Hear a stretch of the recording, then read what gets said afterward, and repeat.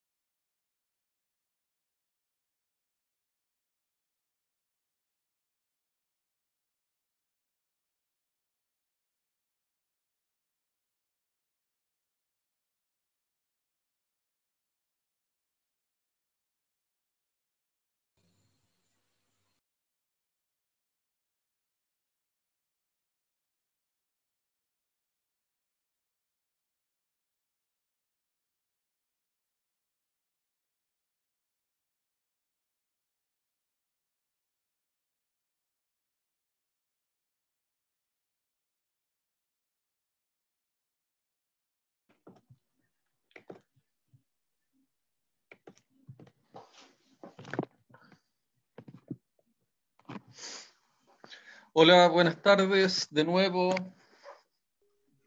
Buenas tardes, profesor. Hola, ¿quién está? Ignacio, Gabriel, Julio López.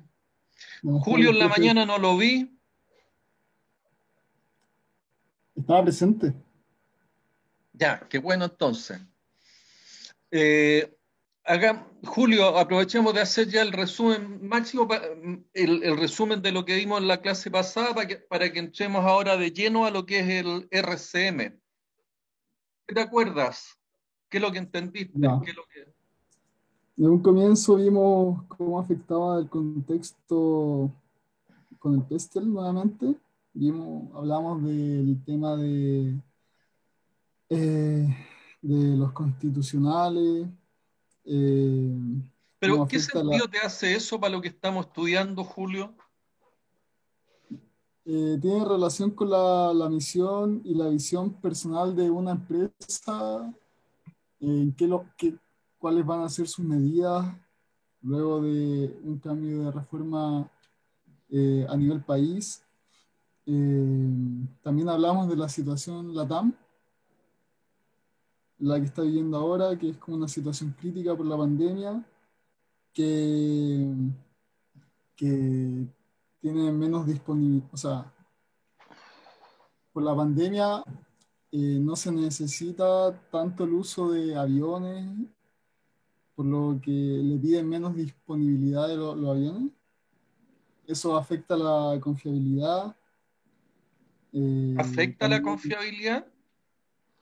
sí, sí, porque los tiempos medios de reparación se demoran más. La empresa no requiere una disponibilidad a corto plazo, ¿entiendes?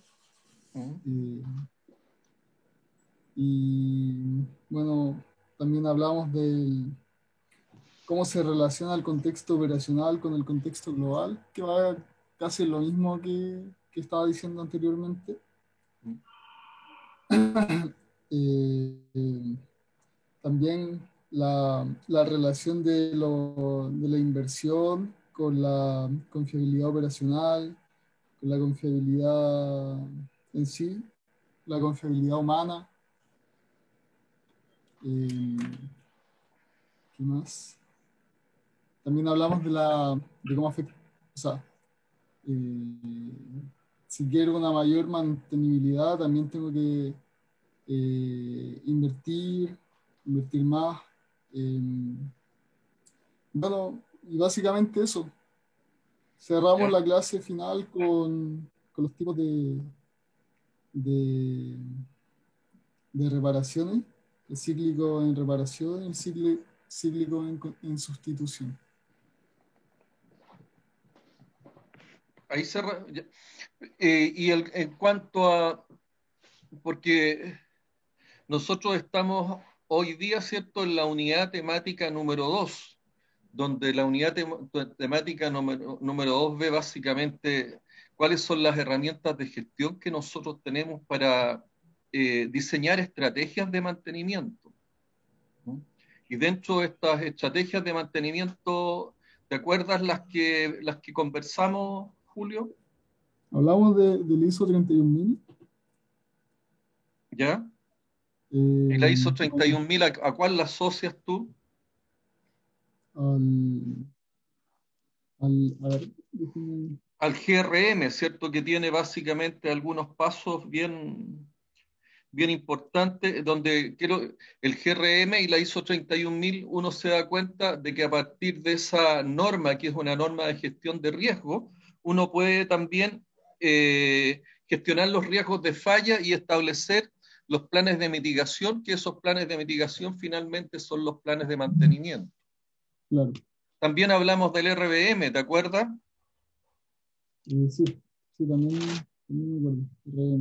Los planes de acción que debo ejecutar para los equipos críticos. Una vez que ocupo el ISO 31000 y jerarquizo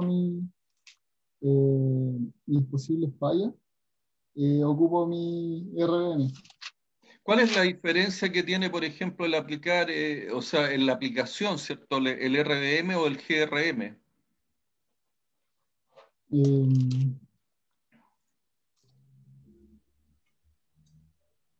mm, no, ahí no sabría decirlo. Bueno, una de las cosas que señalamos, ¿cierto? Que el RBM se aplica en aquellas situaciones donde una falla puede significar ciertas consecuencias del tipo catastrófica, consecuencias que están relacionadas con la seguridad de las personas, con el medio ambiente, pueden estar relacionadas con aspectos del tipo económico, puede estar relacionada con aspectos del tipo estratégico, es decir, con aspectos del tipo legal o aspectos relacionados con el prestigio de la empresa. Y así también, ¿cierto? Una parte fundamental, y eso es lo primero que uno analiza como ingeniero, ¿cierto?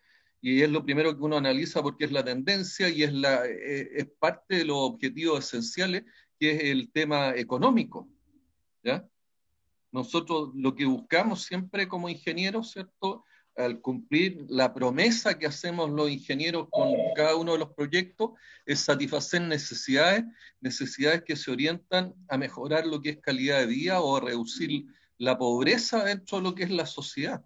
Satisfacer necesidades sobre todo de los más menesterosos, de los más pobres, ¿ya? Por lo tanto, lo que nosotros andamos buscando, ¿cierto? Es que los sistemas productivos funcionen de manera integral.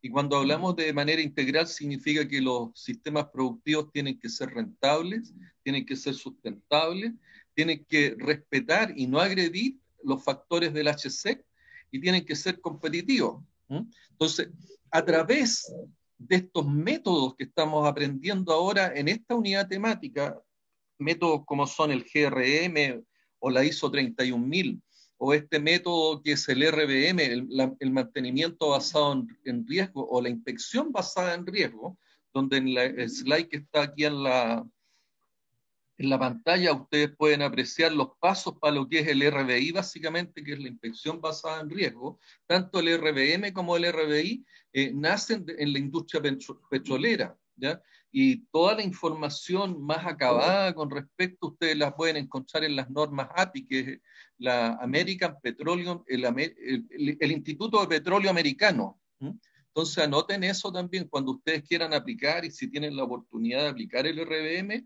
es interesante ver el tema de las normas API, que son las normas del Instituto del Petróleo Americano, ¿ya? Y en eso se basa el RBM y el RBI.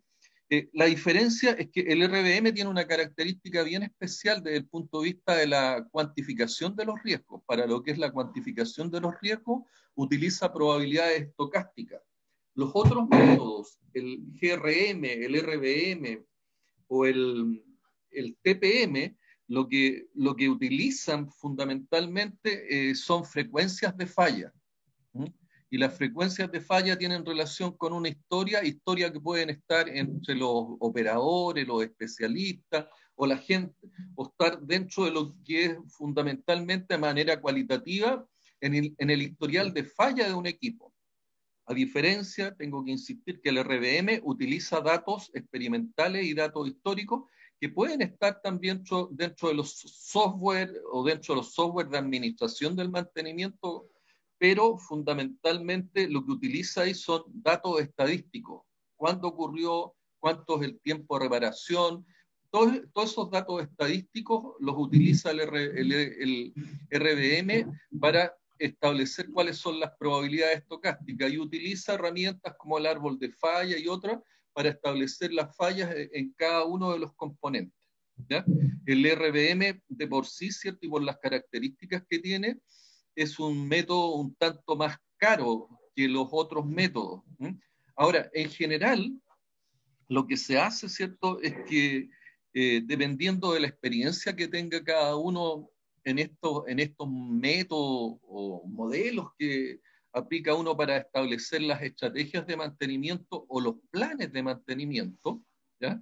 Es que uno va mezclando los métodos, saca siempre lo mejor de cada uno, no porque yo vaya a utilizar el RBM voy a dejar de sacar lo mejor que me puede dar el método o el método relacionado con el RCM.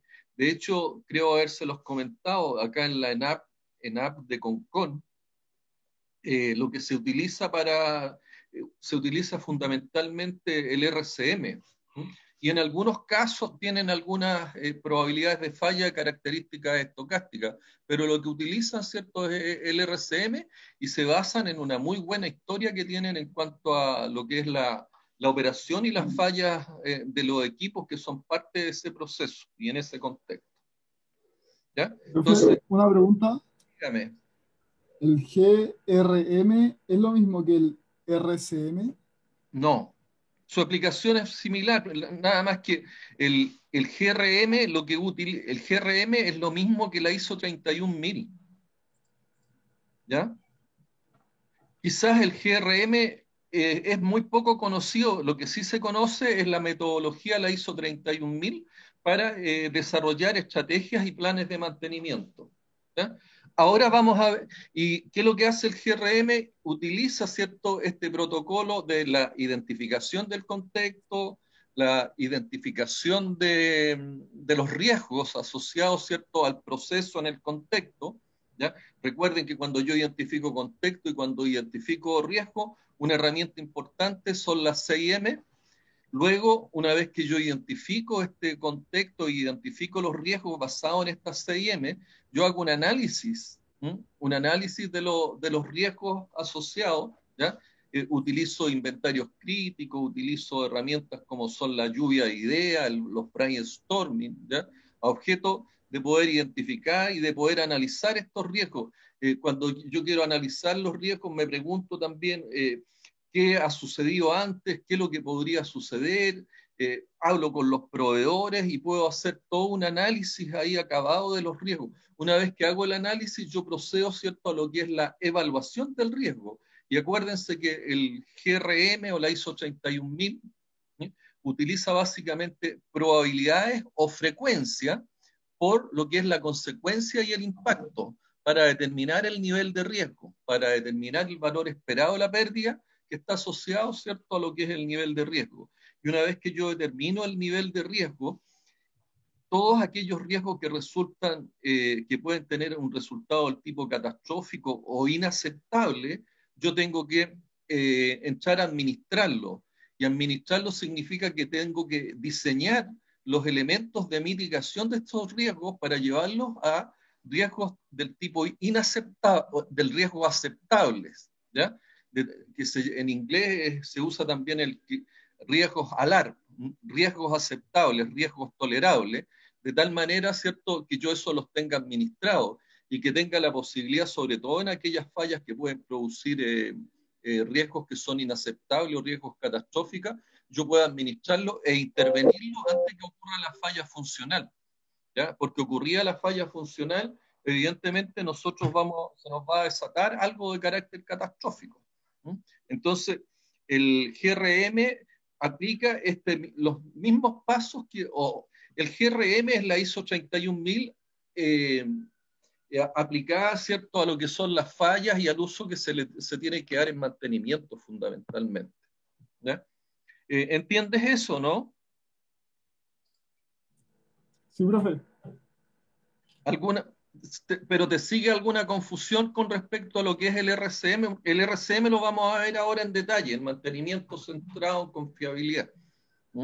¿Por qué? Porque el RCM se basa fundamentalmente en 7 preguntas, que las vamos a ver con detalle, las vamos a analizar y las vamos a madurar un poquito más. Ojalá que podamos hacerlo yo creo que vamos a llevarnos unas 2 clases más que nos vamos a dedicar en exclusivo a lo que es el mantenimiento centrado en confiabilidad, que es el que más se aplica y es el más conocido, y yo diría que el cual tiene, digamos, la mayor cantidad de adherentes, fundamentalmente porque no tiene la complejidad de encontrar las probabilidades estocásticas que tiene el RBM.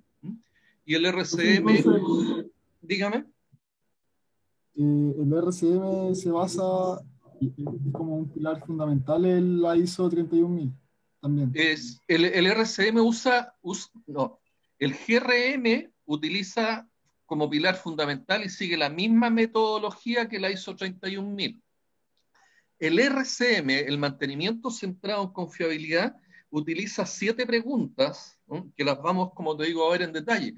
Y en algunos de sus pasos utiliza parte o utiliza como concepto las metodologías de lo que es la ISO 31000, pero no así como el GRM. ¿Ok? Ya, Vamos a ver en detalle ahora el RCM y te vas a poder dar cuenta. ¿Te queda más claro o no? sí, profe, más claro. ¿Sí? ¿Alguna consulta de los presentes? Profe, ¿qué significa GRM? Gestión de riesgo en mantenimiento. Ok, gracias. ¿Mm? Y eso lo que te permite también es una forma de establecer planes y estrategias de mantenimiento. ¿Ya? Y al igual, tanto el GRM, el RBM, el RCM y el TPM, todas las M están asociadas a mantenimiento, pero ¿qué nos permiten? Nos permiten establecer estrategias o planes de mantenimiento a objeto de que esos planes y esas estrategias de mantenimiento nos permitan mitigar las fallas. ¿Mm? Lo que nosotros hacemos en el mantenimiento es buscar cómo evitamos, ¿cierto?, las consecuencias que tienen las fallas. Sobre todo nos preocupamos de las consecuencias que tienen las fallas. ¿Ya? ¿Queda claro eso? ¿Alguna duda? Julio. Eh, entonces, el RCM nos ayuda con los planes que nos Todos nos ayudan. ayudan con los planes, todos, los 4 métodos. Ya. ¿Mm? Y también se estudian las consecuencias de cabalidad, ¿verdad?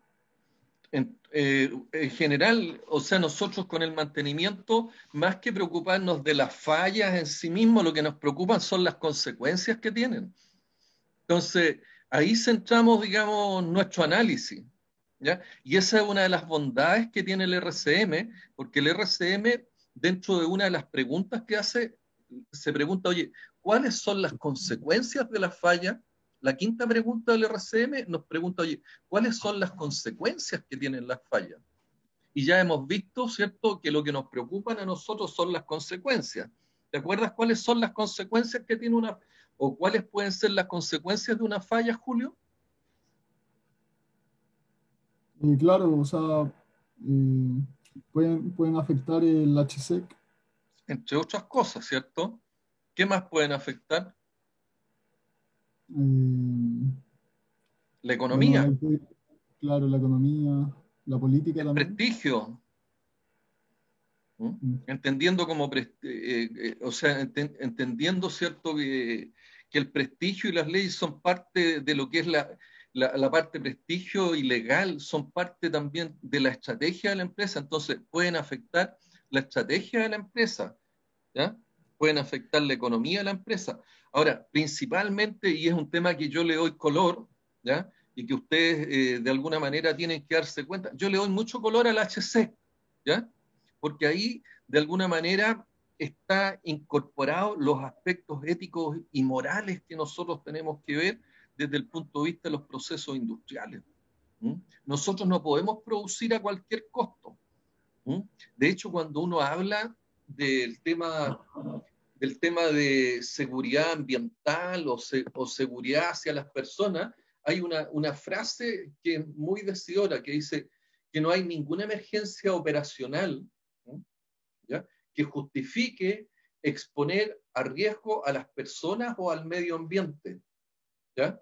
Porque esos aspectos son aspectos del punto de vista ético. O sea, cuando yo hago un cálculo en ingeniería mecánica, ¿m?, y tengo que considerar factores de seguridad, ¿m?, y tengo que muchas veces incurrir en costos que pueden ir más allá de lo que de lo que el proyecto espera, ¿cierto?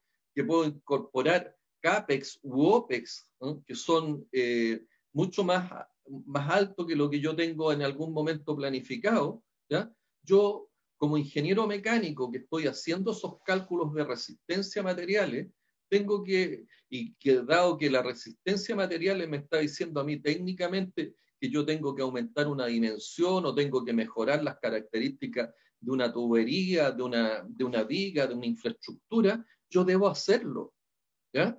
No puedo quedarme, no, es que me va a salir más caro, ¿ah?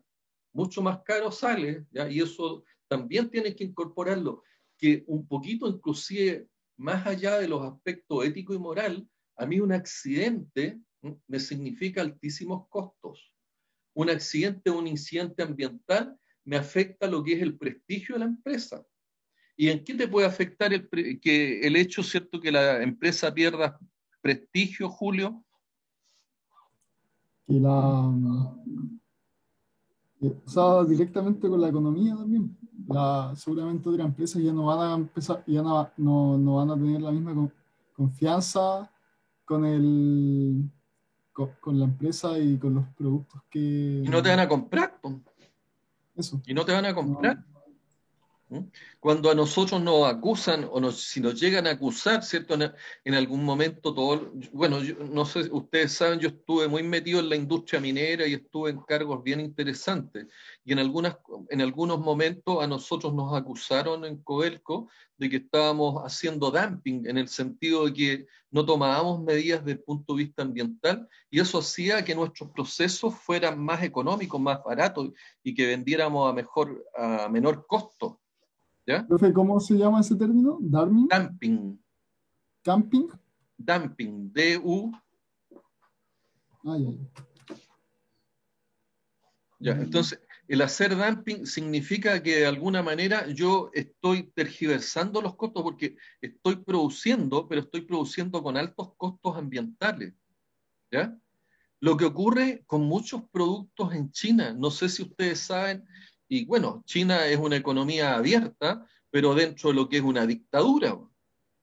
China es tiene una economía abierta, pero dentro de eso es una dictadura y nadie se puede. Pero ahí el trabajo infantil está permitido, ¿ya? Adicionalmente, China, ¿cierto? Una de las características que tiene desde el punto de vista de sus procesos productivos, que el tema ambiental no es mucho tema para ellos, ¿ya? De hecho, dentro de los concentrados más contaminados de cobre que nosotros vendíamos, al final terminábamos vendiéndoselo a las fundiciones chinas, porque esos concentrados con alto nivel de contaminación contenían arsénico y aquí en Chile procesar concentrados de cobre con altos contenidos de arsénico no está permitido. China sí los procesa y contamina y eso afecta a las personas, pero para ellos no es un problema. Entonces, de una u otra manera, sus procesos productivos y su bajo costo están asociados también a maltrato a personas y a los factores estos que nosotros estamos hablando relacionados con el HC. Profe, Dígame. ¿el dumping solo hace referencia como al descuido medioambiental o a No, no, malas prácticas?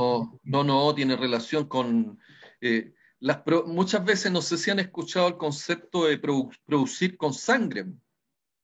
O sea, el dumping, ¿cierto? Es cuando de alguna u otra manera uno utiliza algunas prácticas con las cuales logra entrar a competir con menores costos, pero sus prácticas medioambientales, sus prácticas laborales, sus prácticas relacionadas con seguridad o el uso muchas veces hasta de subsidios, ¿cierto? Son producciones que no están dentro de lo que es no son productos de su competitividad, sino que son productos de subsidiar esos productos. Y con eso muchas veces, ¿qué es lo que logran estas? El caso de China es muchas veces muy notorio porque aquí en Chile, ¿cierto? La industria manufacturera del calzado, existían antes una serie de industrias manufactureras relacionadas con lo que es zapato y calzado, y estas quebraron. Pero es producto, ¿cierto?, de que Chile no puede competir con los costos de mano de obra chinos. Pero los costos de mano de obra chinos muchas veces están asociados, ¿cierto?, al uso de menores de edad, al uso de prácticas laborales o pago de remuneraciones tipo esclavo, o sea, lo que le dan a las personas es, fíjense que de los 1.200 o más millones de personas en China, solamente 50 millones de los chinos, hablamos solamente 50 millones de chinos, son los que gozan de los grandes beneficios que tiene la economía china. Lo otro, ¿cierto?, es una pobreza, o una calidad de vida que deja mucho que desear. Pero esas cosas no se ven. ¿Ya? China tiene muchas cosas realmente que vale la pena mirarlas, pero hay otras cosas que no las vemos, no las conocemos.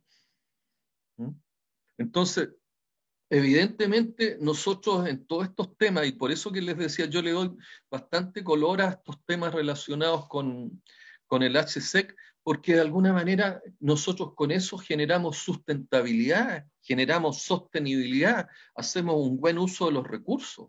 ¿Ya? No solamente nosotros tenemos que producir y tenemos que mantener. Producción, ¿cierto?, es operación más mantenimiento. ¿Ya? Nosotros no solamente tenemos que producir pensando, ¿cierto?, en las generaciones actuales o generar los excedentes actuales, tenemos que producir de forma ética. Y es por eso que les digo, o sea, cuando yo calculo una tubería, cuando yo calculo una viga, cuando hago un cálculo estructural, cuando calculo un estanque, tengo que considerar estos factores de seguridad. Y si muchas veces, ¿cierto?, producto de que yo hago un buen cálculo estructural, me doy cuenta de que mi proyecto no es viable debido, ¿cierto?, a que este cálculo de cañería, este cálculo estructural, este cálculo de estanque, me significa usar factores de seguridad, por lo cual yo tengo que necesariamente mejorar mis condiciones de materiales o para impedir una falla. ¿Ya? Evidentemente, si estamos hablando, ¿cierto?, de un material, de todo lo que está relacionado con materiales de la aviación, yo no puedo, ¿cierto?, por economía poner un material o un equipo, ¿cierto?, cuyo MTBF o un equipo que en ese contexto pudiera tener un menor MTBF, un menor tiempo medio entre fallas. Por lo tanto, yo tengo que darle el nivel de confiabilidad necesario a objetos, ¿cierto?, de que el componente, el equipo, la estructura dure el tiempo que yo necesito para que pueda cumplir con su función. Entonces ahí vienen todos esos aspectos ya dentro de lo que es las otras competencias, ¿cierto?, que nosotros los ingenieros debemos poseer. Nosotros debemos tener competencias técnicas, ¿cierto?, necesarias para hacer un buen cálculo de la estructura, del estanque, de la viga, de la tubería que estamos, de la caldera, del equipo, del intercambiador de calor que estamos diseñando, que estamos proyectando, que estamos manteniendo. Al mismo tiempo, debemos tener las competencias necesarias, ¿cierto?, para que esos conocimientos, esas capacidades y esa comunicación llegue al equipo de trabajo. No vaya a ser, ¿cierto?, que dentro del equipo de trabajo los técnicos o los trabajadores no entiendan, ¿cierto?, la importancia que tiene el hacer un determinado tipo de mantención y de determinada calidad. Tenemos un accidente, paréntesis, un accidente de aviación en Aeroperú, creo que fue por los años 80, donde un mantenedor coloca, ¿cierto?, una cinta adhesiva para lo que es la mantención en el tubo pitot, en un tubo pitot del avión. Ese tubo pitot, ¿qué es lo que permite? Hacer los controles de altura. Entonces, dentro de este protocolo, para hacer algunas pruebas y para llevar adelante el mantenimiento, colocan esta wincha adhesiva, pero esta wincha adhesiva y dentro del plan de mantenimiento es un tema que debe ser retirado ya una vez que nosotros entregamos el equipo para mantenimiento. ¿Ya? Y ocurre porque por alguna razón, ¿cierto?, que tiene que ver con lo que es la confiabilidad humana, ¿ya?, que puede ser, y acuérdense, la confiabilidad humana tiene que ver con los conocimientos, entonces puede que el trabajador no haya tenido el conocimiento adecuado, o puede que el trabajador, porque una es el saber, lo otro es el poder. Puede que el trabajador no haya tenido las habilidades suficientes como para retirar de forma adecuada, ¿cierto? Oye, no estaba viendo bien, por lo tanto no retiró la wincha adhesiva de manera completa, de alguna manera podía haber ocurrido que también no tenía las herramientas necesarias para hacer el retiro de la wincha adhesiva, o puede ocurrir, ¿cierto?, que él estaba apurado y se le olvidó y no tenía, y lo dejó así nomás, sin saber, ¿cierto?, qué consecuencias podía traer una acción de ese tipo. Ese tubo pitot que mide la altura y la elevación durante el vuelo, ¿ya? Posteriormente, y este es un hecho real, posteriormente el avión entra en operación, va volando, y el piloto, ¿cierto?, del avión lo que necesita es saber qué altura de vuelo llevaba a objeto de poder sobrepasar los cerros que se le venían en el camino. Y se encontró con la situación de que no tenía sistema de medición de altura. Él o los tubos pitot estaban sellados, por lo tanto no pudo medir la altura de vuelo. ¿Qué consecuencia cree que tuvo eso, Julio? Y sobre altura, no me imagino qué problema 300 muertos. Esa es la por- consecuencia, 300 muertos. ¿Pero ¿Qué, cayó el avión? ¿Qué es lo que sucedió? El avión chocó con los cerros. No pudo medir la altura de vuelo del piloto. Y esa es una situación tan simple de mantenimiento, ¿ya? Tan simple, pero que puede traer las consecuencias que les estoy relatando. Profe, Dígame. entonces la industria de aviación, todo el personal de mantenimiento tiene que ser altamente calificado. No pueden haber. ¿Qué crees tú? Supongo que sí. O sea, por eso el contexto, y cuando nosotros dibujamos el contexto, oye, ¿en qué puede afectar esto? ¿Te fijas? Nosotros establecemos el contacto, oye, los aviones, ¿cómo transportan los pasajeros? A 10.000 pies de altura. 10.000 pies de altura son como 3.500, 3.300 metros de altura. Eso es lo que vuelan los aviones. ¿Mm? Entonces, te falla un motor o te falla ese tubo pitot que no te permite medir, ¿cierto? O no permite saber a qué altura va volando, y tú te encuentras que hay cerros que están sobre los 3.000. El Aconcagua está a 6.000 y tanto. ¿Mm? ¿Qué es lo que te ocurre? ¿Mm? Entonces, los planes de mantenimiento, ¿cierto? La estrategia de mantención que yo tengo que desarrollar para situaciones de ese tipo tiene que ser capaz, ¿cierto?, de identificarme todos los riesgos de falla humana del proceso, de los equipos, ¿cierto?, para poder tener yo el nivel de confiabilidad operacional que ando buscando y alcanzar también el nivel de integridad operacional. ¿Ok? ¿Hay alguno que tenga alguna? Vicente.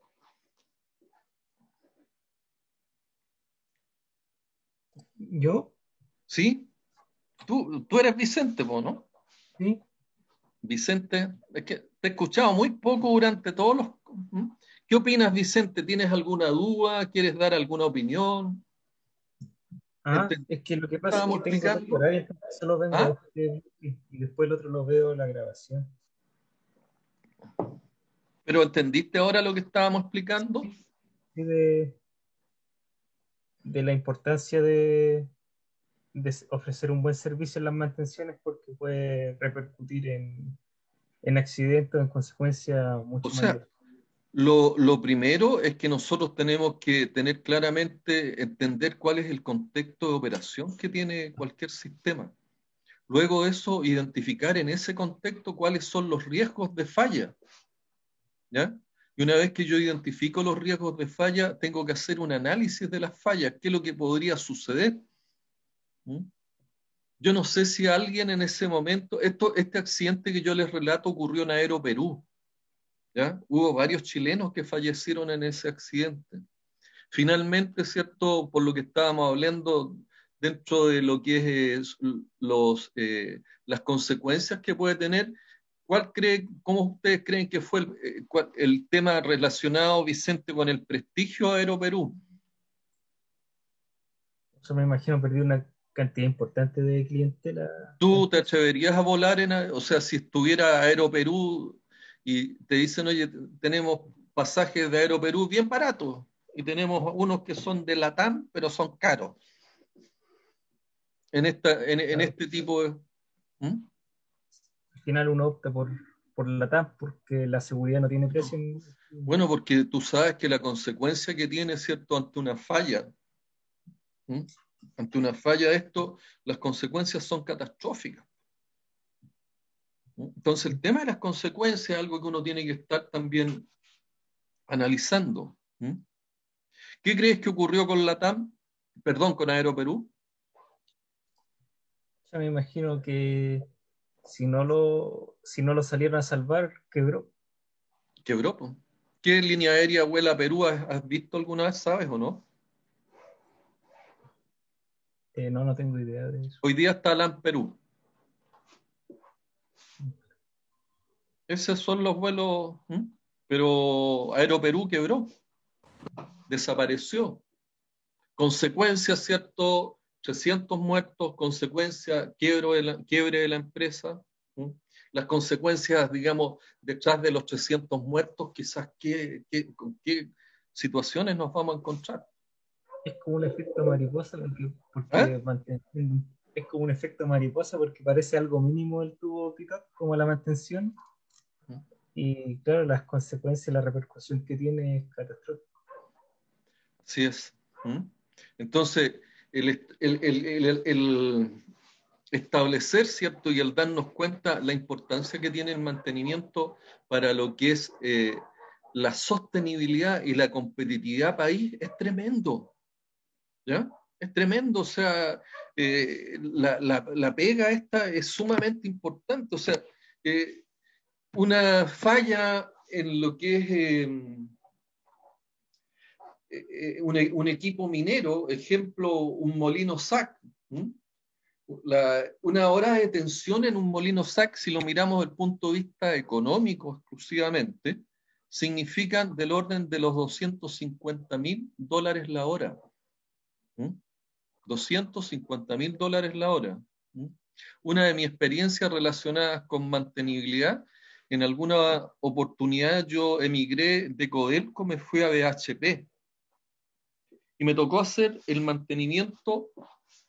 Yo estuve de gerente de mantención en BHP y me tocó abordar el mantenimiento de uno de los molinos SAC de BHP, de una planta nueva. BHP Billington es una empresa que está en Antofagasta, la minera escondida básicamente, y tiene otras filiales. Y resulta que era el primer mantenimiento y yo venía llegando que se hacía ese molino. Y ya inclusive yo llegué con el molino detenido y me fui a ver el mantenimiento. Y con lo primero que me encuentro, y eso es que era imposible sacar la tapa del molino para hacer los cambios de coraza. ¿Por qué? Porque alguien que no consideró aspectos relacionados con mantenibilidad no colocó a la distancia adecuada una viga que sostenía todo el galpón de la concentradora donde estaban instalados los molinos SAC.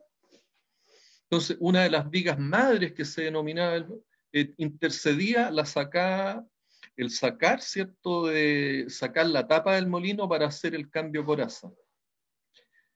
Vicente, ¿qué es lo que cree usted que ocurrió ahí?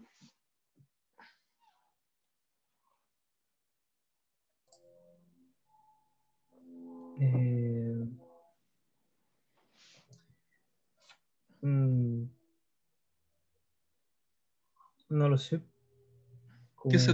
Si tú no puedes sacar la tapa para hacer los cambios coraza, que es el cambio de revestimiento que llevan estos molinos, o sea, tienen un shell, tienen una carcasa, y para proteger esa carcasa y para producir el movimiento de rotación y levantar las piedras y que estas sean molidas, al interior tienen unas carcasas con algunos levantamientos que permiten levantar y moler las piedras que contienen el mineral. ¿Mm? Pero esas carcasas, esas corazas estaban desgastadas y había que hacer el cambio de esas corazas porque si no yo rompo el shell y tampoco me permiten, ¿cierto?, hacer esta función de levantar y moler las piedras. Ante no poder hacer ese cambio de coraza, ¿qué crees tú que ocurre? ¿No puedo operar? Y esa es, Claro que no. ¿te queda claro Pero eso? sí, sí, que La máquina probablemente se vaya a pérdida si no se hace.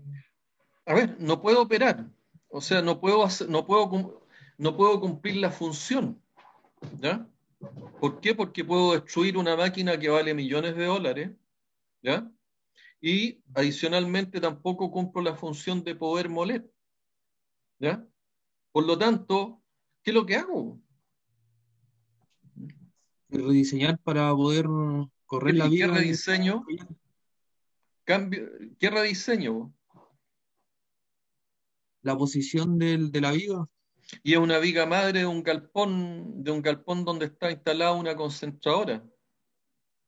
¿Tú crees que ese es un trabajo de 1 o 2 días? No.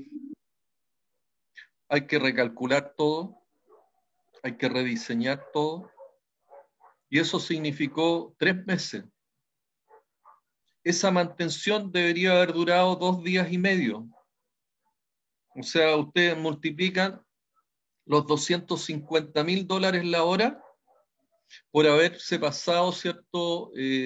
2 meses y 27 días y medio, o sea, 30, 60, 87 días por 24 y por $250.000. Sacan la cuenta cuánto dinero es eso, ¿no? Y eso ocurre, Una- ¿cierto? Eso ocurre. 560 millones. Gabriel, ¿quieres decir algo tú o no? Gabriel Silva. no, sí, que es una cantidad inconmensurable de dinero al final de cuentas. Bueno, Es de para la los empresa, bueno, 560 sí, millones. en todo margen es mucha plata, son cientos de millones de dólares. Sí, pues, es así. ¿Mm? Y no cientos, miles o mil. Habría que sacar la cuenta. Yo nunca saqué la Profe, y cuenta, no tiene. en ese sentido, ¿cuál fue el error ahí, o de quién, mejor dicho? Mal diseño desde el punto de vista de la mantenibilidad en el tema de proyecto. Por eso que Pero yo de eso alguna fue manera, a la hora del primer mantenimiento. Desde el principio yo estaba llegué ese al primer problema. mantenimiento, pero cuando uno llega al primer mantenimiento y llego con un cargo gerencial, la responsabilidad cae en mí, pues. Cayó en mí. Yo tuve que ir y dar explicaciones por lo que hicieron otros, evidentemente, pero la responsabilidad, primero que nada, no se delega. ¿Mm? Y tuve que dar explicaciones no solamente al jefe, al gerente general, me tocó ir a dar explicaciones al directorio de HP. ¿Mm? Me llamaron y me maltrataron como quisieron. ¿Mm? Y ¿Por sin qué? tener Porque, nada que ver. ¿ah? Pero usted no fue el responsable del error. Sí, Eso pero venía. cuando tú llegas a hacerte cargo de operaciones de ese tipo, ¿ya? Por eso aquí aparece recomendar. Nosotros hablamos del tema de las auditorías. ¿Se acuerdan que hablamos de la auditoría? Hablamos que en el segundo paso, ¿cierto?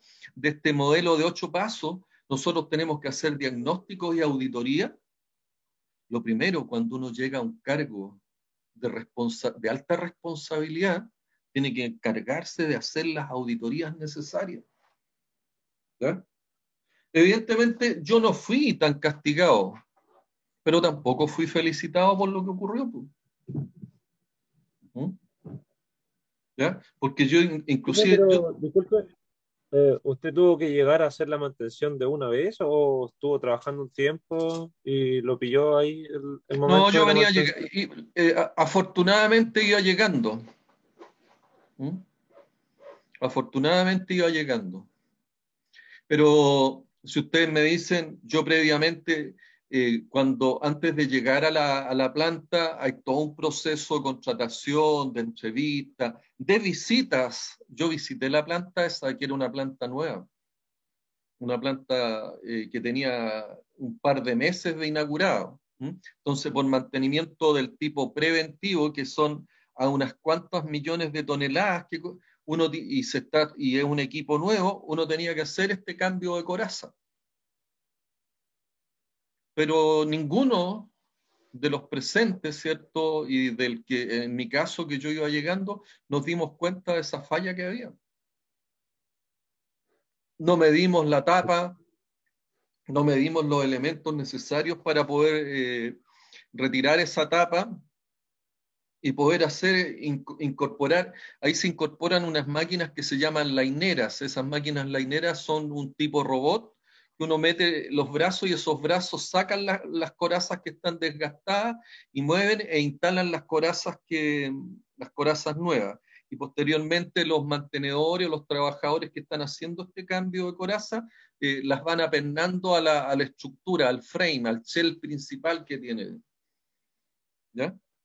Pero ninguno de nosotros fue capaz de darse cuenta de que la tapa no salía en esa distancia, en la distancia que estaba la viga. Por lo tanto, hubo que hacer un rediseño tremendo, a tal punto que acelerado y todo, fueron 3 meses de detención del molino, con las pérdidas que yo les señalo, $250,000 la hora de pérdida. Entonces, es importante la pega que nosotros tenemos, es sumamente importante. Y es por eso que también, y lo vamos a analizar a lo mejor un poquito más en profundo cuando veamos el TPM es el único que tiene dentro uno de los pilares para lo que es el mantenimiento, lo que se llama la prevención del mantenimiento. Y la prevención del mantenimiento significa de que nosotros en las etapas tempranas, es decir, cuando estamos haciendo acuérdense que los equipos se analizan dentro de lo que es el ciclo de vida de un proyecto, y el ciclo de vida de un proyecto está desde lo que es la concepción misma, el diseño, la ingeniería, la construcción, la puesta en marcha, pasando por lo que es la etapa de operación o de producción o de explotación de un proyecto, donde yo ahí, ¿qué es lo que tengo? Tengo el mantenimiento y tengo las operaciones. Y luego es la desincorporación del proyecto. Pero en la etapa inicial, y aquí, por favor, al igual que yo le he dicho que métanse en la cabecita bien el tema de la ISO 31000, este concepto de mantenibilidad y confiabilidad en proyectos, en las etapas de ingeniería del proyecto, en la etapa de prefactibilidad, en la etapa de factibilidad, el tema de la mantenibilidad, ustedes tienen que diseñarlas en esas etapas más tempranas. Eso va a definir el costo de ciclo de vida del proyecto. Va a definir si el proyecto es capaz o no es capaz de cumplir las promesas hechas a los accionistas. Porque de otra manera, si yo no diseño los niveles de confiabilidad operacional que yo requiero durante la explotación, no voy a alcanzar los resultados.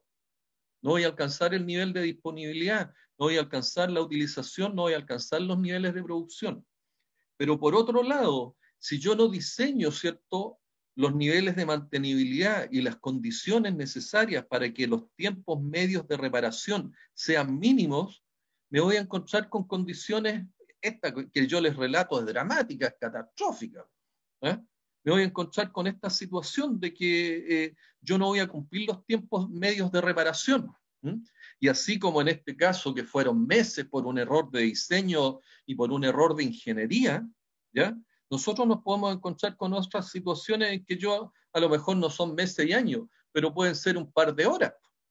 Y un par de horas son 250,000, 500,000, $1.000.000 en este tipo de equipo.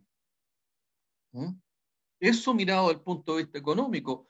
Ya analizamos lo que ocurre, ¿cierto?, en el caso de la aviación, por un simple hecho, ¿cierto?, que se me olvidó sacar un scotch o una cinta adhesiva de un tubo pitot. Entonces, estos detalles son las cosas que nosotros tenemos que ir madurando, y esta oportunidad que tenemos de ir conversando estas cosas, me interesa que les hagan sentido, de cuál es la importancia que tiene el mantenimiento, no solamente para quienes están trabajando en mantención, sino que la importancia que tiene, ¿cierto?, para los sistemas productivos, la importancia que tienen estos sistemas productivos para lo que es el sistema industrial, los procesos industriales, la importancia de estos procesos industriales para la economía, la importancia de la economía para lo que son los desarrollos de los países y para el bienestar, y para lo que es el bienestar de las comunidades, para el bienestar de las personas. ¿Ya? Vicente, Sí, le hace un poquito más sentido todo esto, ¿no? sí, sí, sí. Con la explicación del, de la falla del molino, bueno, de la viga que impedía la mantención del molino. Y la del tubo Uno, pitot no te hace sentido. bueno, también. No, pero yo digo en términos económicos, eh, lo que impacta en una empresa que incluso una falla de mantención te lleva a la quiebra. Así es.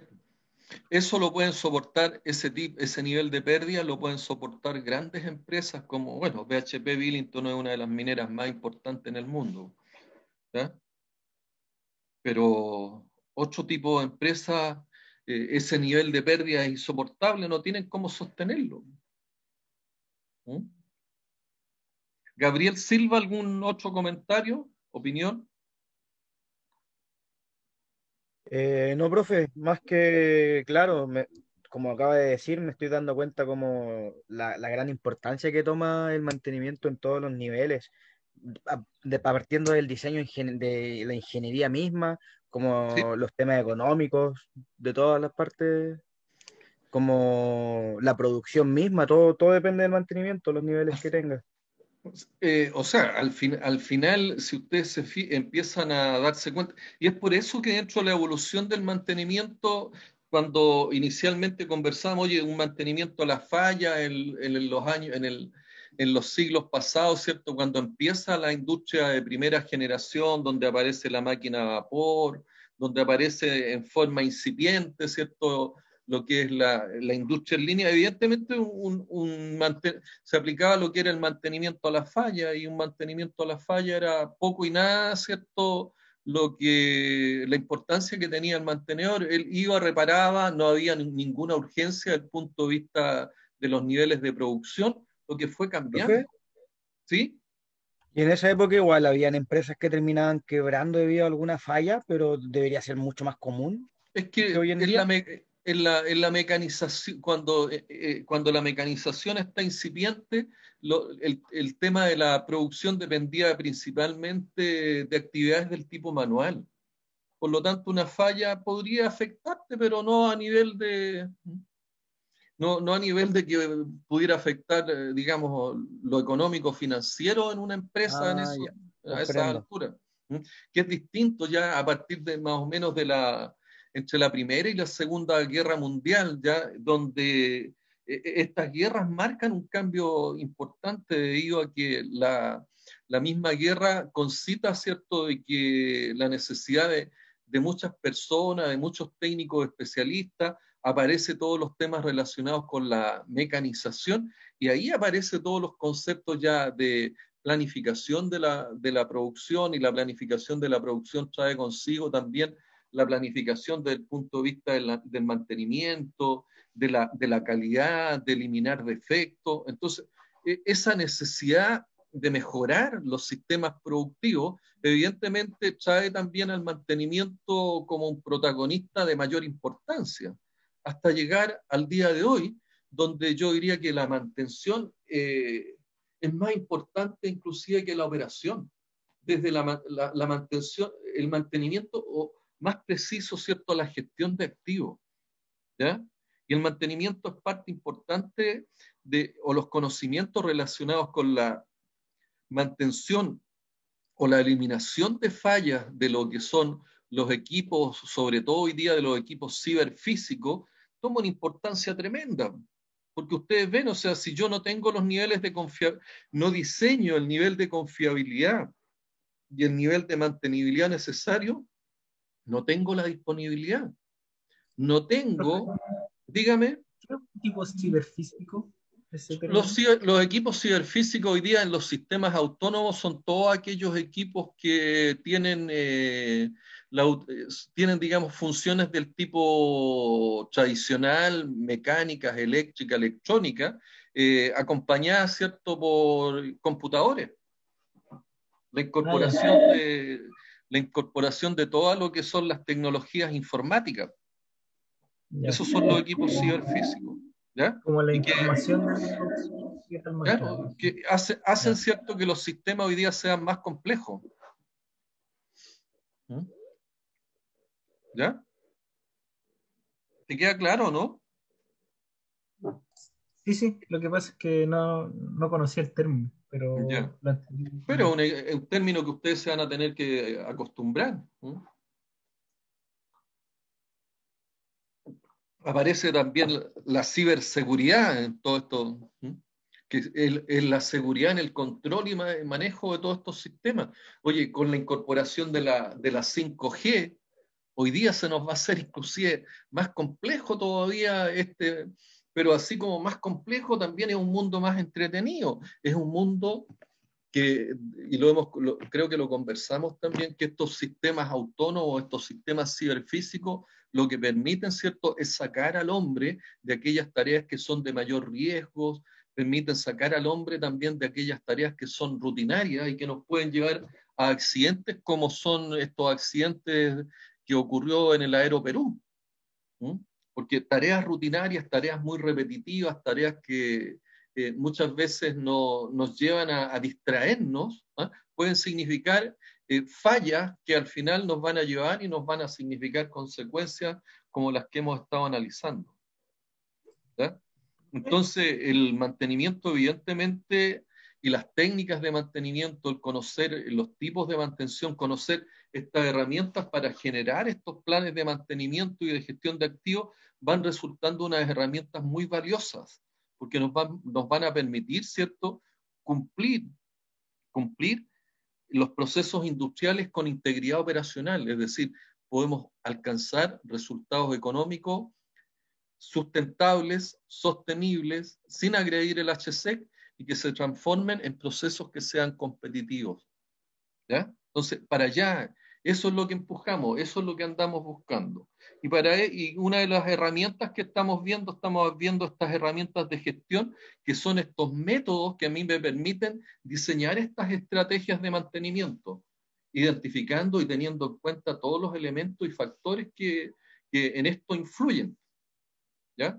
Y hemos visto el GRM, vimos el RBM, aquí en la slide presente está el RBI, que es digamos, una variación de lo que es el RBM, que es la inspección basada en riesgo. ¿Mm?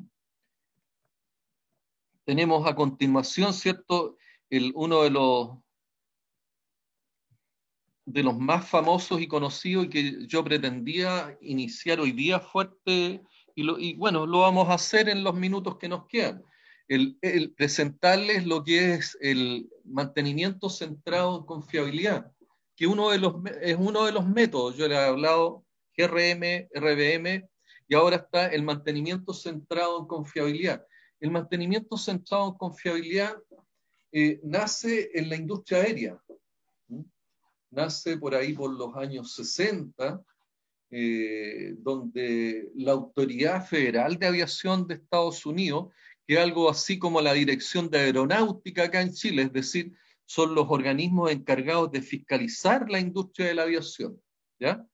Por allá por los años 60, la Autoridad Federal de Estados Unidos, en conjunto con la industria de la aviación, donde aparece, digamos, la industria de la aviación son aquellas industrias formadas, ¿cierto?, por los fabricantes fabricantes de aviones, como los Boeing,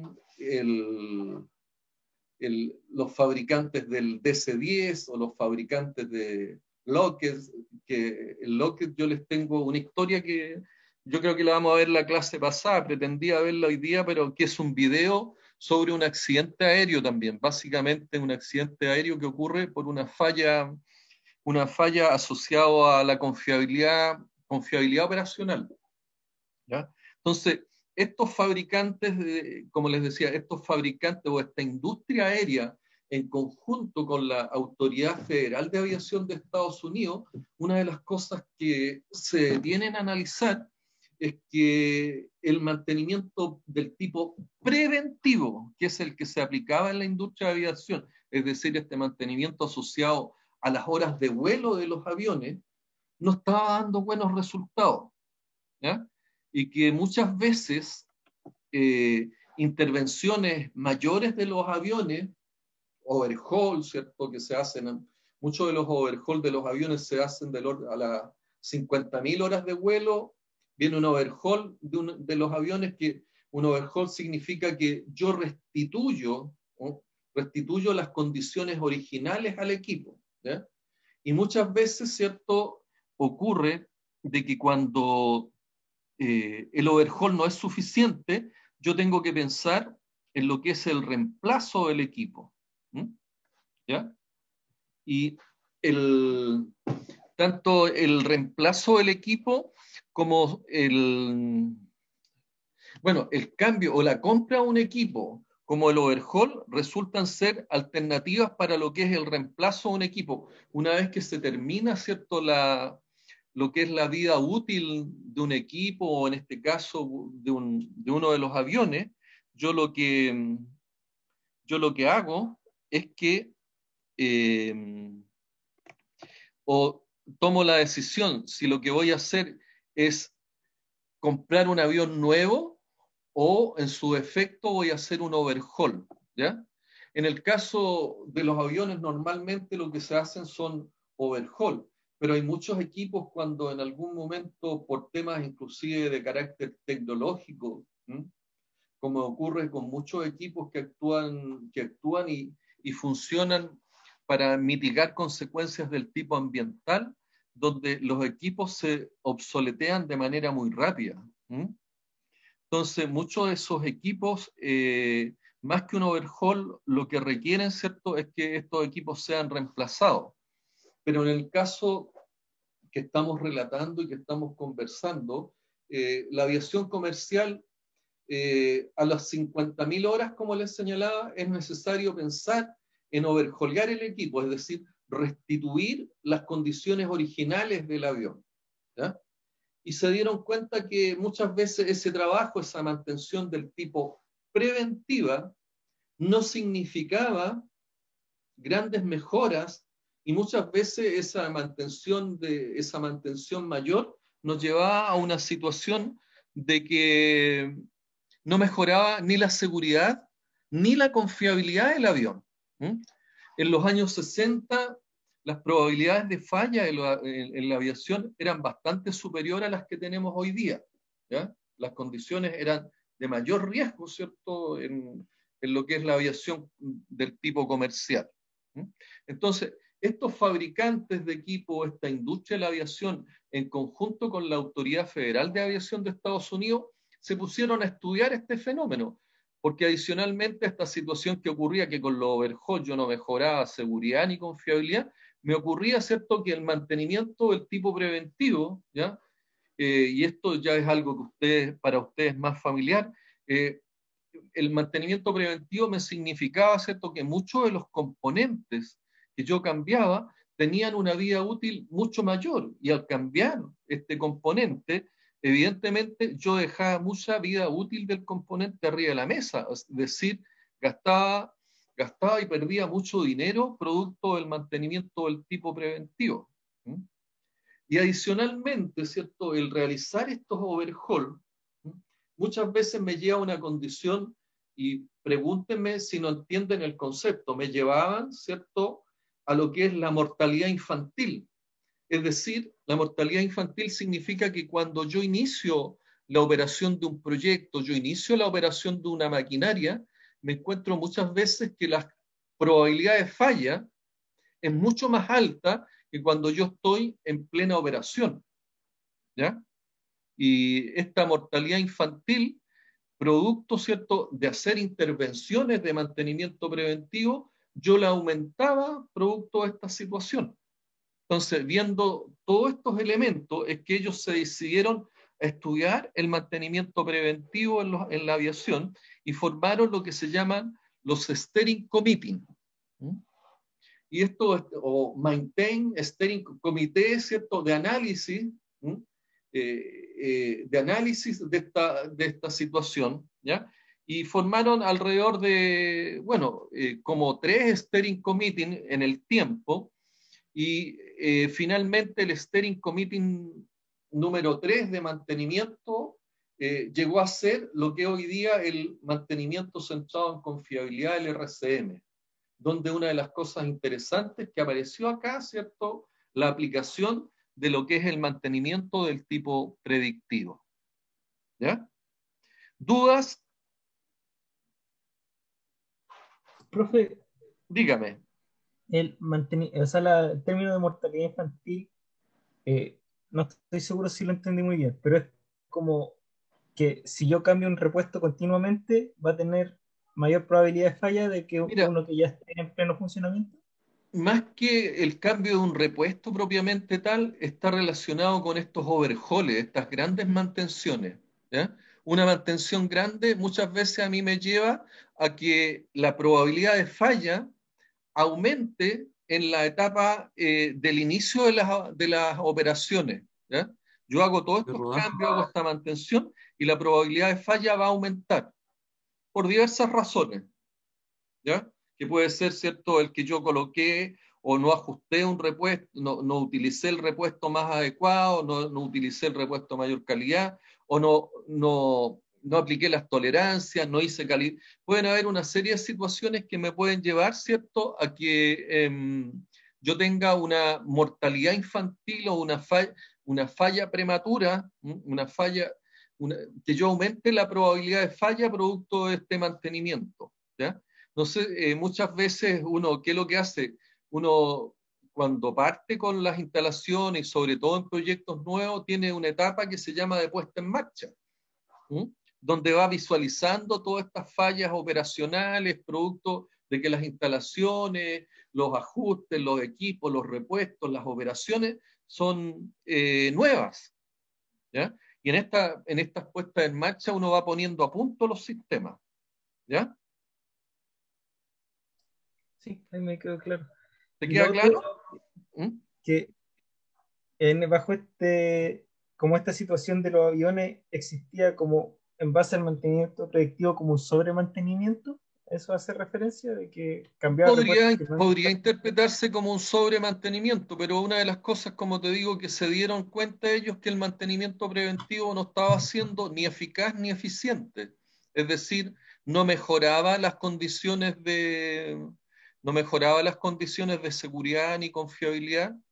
Significaba también, ¿cierto?, de que yo estaba eh, teniendo un mayor costo en relación al mantenimiento preventivo, porque sabemos que el mantenimiento preventivo cambia de acuerdo a usómetro. Llegaron las 10.000 horas de vuelo y yo tengo que cambiar componentes, sacar componentes que inclusive pueden tener vida útil todavía, pero el mantenimiento preventivo le dice, oye, llegaron estas horas de vuelo y como estamos hablando de la aviación, yo saco nomás, independiente si le quedan muchas horas de vida al componente, al sistema que yo estoy cambiando. ¿Ya?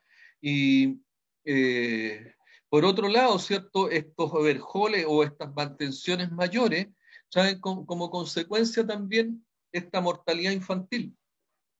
¿Ya? Es decir, la probabilidad de falla del sistema aumenta cuando yo hago este tipo de intervenciones. Esas son las conclusiones que llegaron estos steering committee, ¿ya? O estos comités de análisis del mantenimiento, ¿ya? ¿Estamos claros hasta ahí? Sí, profe, gracias. Entonces, Profe, ahí una aparece duda. el... ¿Sí? Después que se dieron cuenta que lo de la mortalidad infantil, rediseñaron qué, ahí me confundí un poco.